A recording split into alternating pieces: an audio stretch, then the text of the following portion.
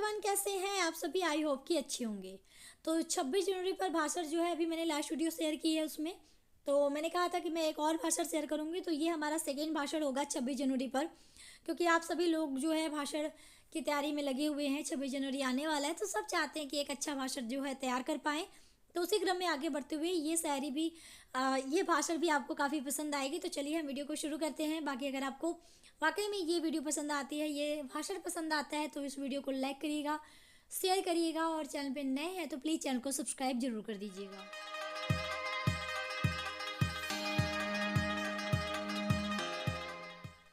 तो हम भाषण की जो शुरुआत है वो एक शायरी के साथ करेंगे। तो शायरी आप कुछ इस तरीके से कह सकते हैं। वतन से है मोहब्बत, वतन पर है हमें नाज, दिल से कर रहे हैं हम गणतंत्र दिवस का आगाज। तो इस तरीके से बोलते हुए आप अपनी बात को फिर आगे बढ़ाएंगे। आदरणीय प्रधानाचार्य जी, माननीय अतिथि एवं समस्त शिक्षकों को सादर नमन एवं मेरे प्यारे भाइयों तथा बहनों, सर्वप्रथम मैं आप सभी लोगों को धन्यवाद देना चाहता हूँ या चाहती हूँ कि आप सभी लोगों ने मुझे इस शुभ दिन पर ये मौका दिया कि मैं गणतंत्र दिवस पर आपके सामने अपने विचार, अपने शब्द रख सकूं।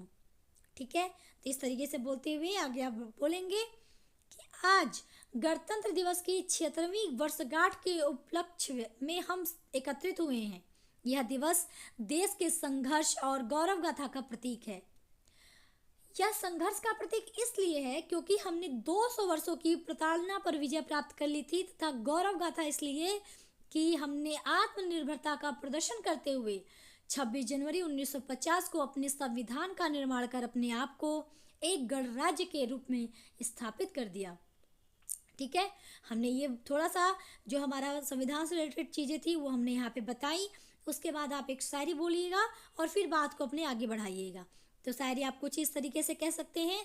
आओ झुककर सलाम करें उन्हें जिनके हिस्से में ये मुकाम आता है, खुशनसीब होता है वो खून जो देश के काम आता है।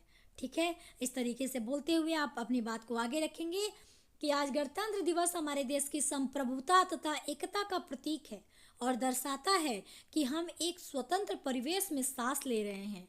आज का दिन स्वतंत्रता संग्राम में भाग लेने वाले प्रत्येक स्वतंत्रता सेनानी के बलिदान और योगदान के प्रति कृतज्ञता ज्ञापन करने का दिवस है। आज ही के दिन 26 जनवरी 1950 को हमारे देश का संविधान लागू हुआ, जो भारत अनेकता में एकता का मार्गदर्शक है। यह हमें समानता का अधिकार प्रदान करता है। हमारे संविधान की प्रस्तावना में ही लिखा है कि हम भारत के लोग भारत को एक संप्रभु, समाजवादी, धर्मनिरपेक्ष, लोकतांत्रिक गणराज्य बनाने और इसके सभी नागरिकों को सुरक्षा प्रदान करने का गंभीरता से संकल्प लेते हैं। ठीक है, ये हमारे संविधान के प्रस्तावना में ये चीज़ लिखी हुई है, तो हम उसी चीज़ को लोगों को बता रहेंगे। आखिर लोगों को हम एक हटके चीज़ बताने की कोशिश करेंगे अपने भाषण में। तो आई होप कि आपको ये चीज़ें पसंद आएंगी।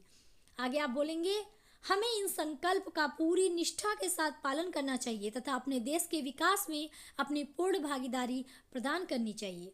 बस इसी के साथ मैं अपनी वाणी को विराम देना चाहूँगी या चाहूँगा। और लास्ट में आप एक शायरी बोलिएगा और अपने भाषण को समाप्त करिएगा। शायरी आप कुछ इस तरीके से कह सकते हैं।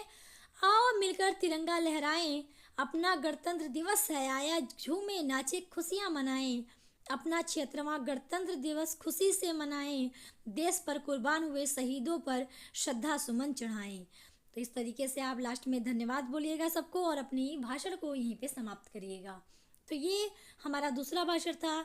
दोनों भाषण मैंने थोड़े से हटके रखे हैं, जो कि नॉर्मल, जैसा कि हम लोग जानते हैं कि हम केवल एक संविधान की बात करके उस चीज़ को वहीं पे ख़त्म कर देते हैं, लेकिन हम उसके अंदर डीपली नहीं जाते हैं।